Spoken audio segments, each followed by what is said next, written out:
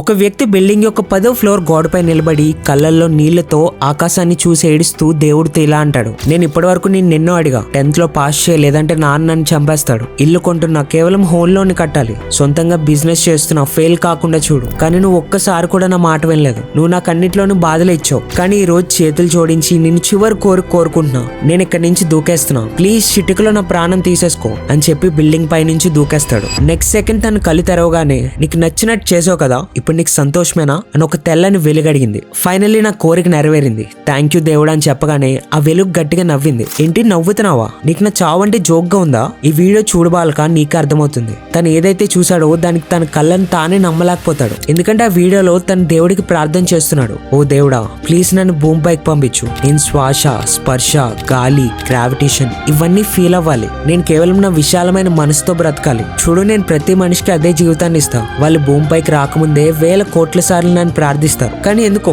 డబ్బు ఇంకా సక్సెస్ కోసం చివరికి బ్రతకడమే మర్చిపోతారు.